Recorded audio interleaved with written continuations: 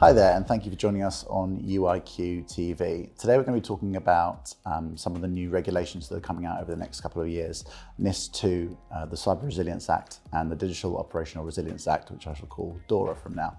I'm joined by my colleague Jake Upfield, who's our networking and security specialist here at Ultimate. Welcome, thank you for joining me. Thank you for having me, Jeff. Let's talk about DORA, for example. There's a bunch of regulations coming out, like I mentioned.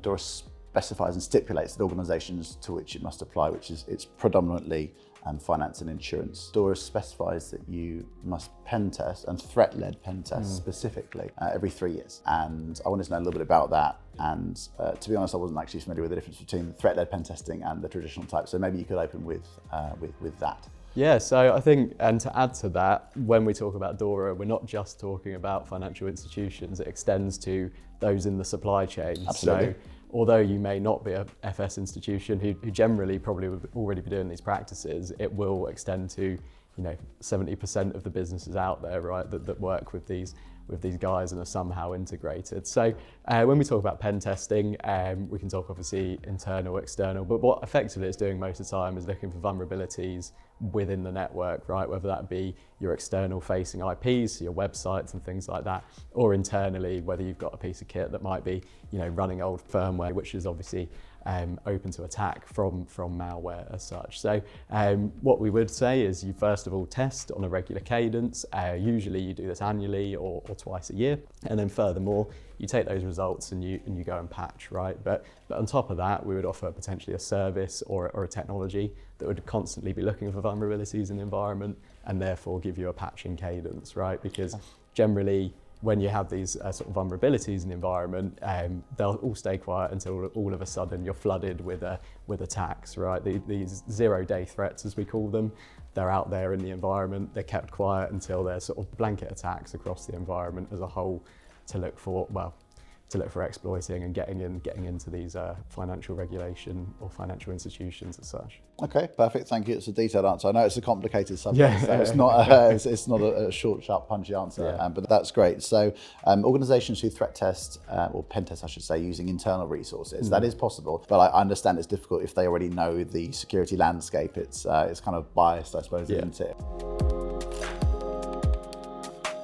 Generally, especially in, say, public sector, you sort of have to change your pen testing partners every 2 years. Okay. So it's already a quietly, wide renowned sort of topic, if you like. You are marking your own homework if you're there as the internal team who's rolled out these, solutions, and obviously have rolled them out, getting budgets aligned, telling everyone how great they'll be, right? So effectively, we'll come in externally or through some of our partners and do that test for them, give them the output, and then obviously, how to remediate some of the issues that may arise, right? We're only there to obviously help the internal teams at these institutions as such, and obviously, help them harden their cyber attack surface.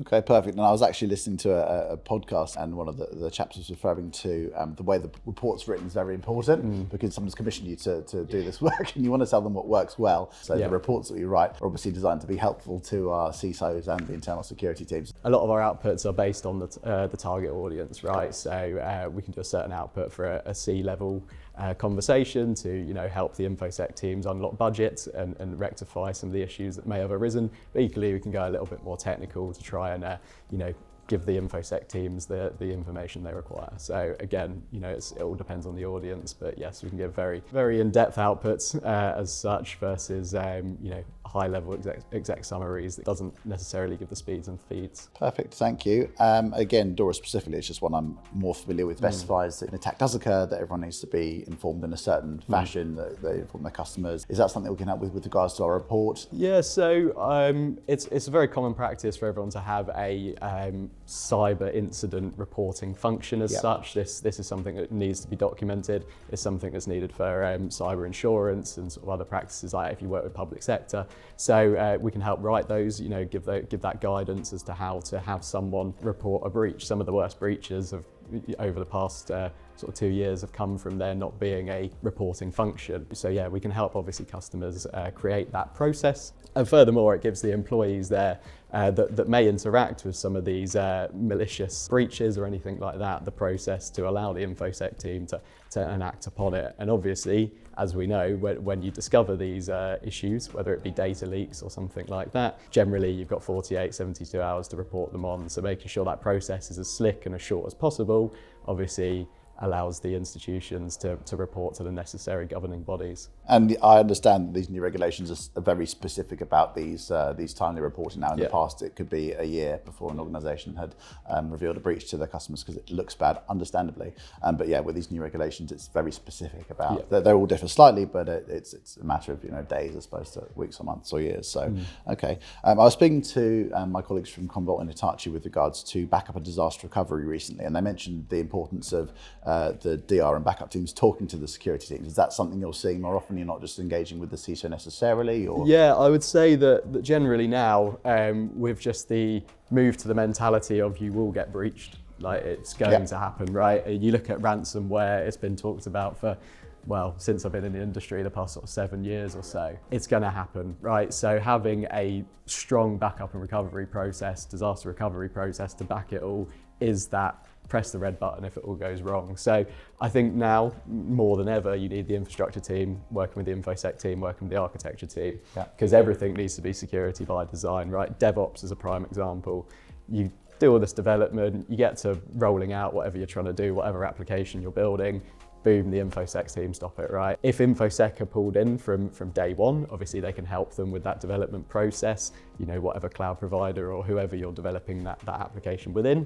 That obviously then means that it is security by design, which is this new term that's being thrown around quite a lot. So pulling together all of those teams, equally pulling together budgets, right? Part of that security strategy is your failover as such. So you can pull together those budgets, pull together that thinking, and equally create a process which is from when breach comes in all the way through to recovering the data that may have been lost. Perfect, thank you. I guess you mentioned these new terms. So DORA, Digital Operational Resilience Act, is not just cyber, because cyber suggests attacks. We're also including fire and floods, acts of God, natural disaster, these sort of things, or just somebody kicking out an Ethernet cable by mistake. Resilience is more than just cyber resilience. It's more than backup and disaster recovery. It's more than security.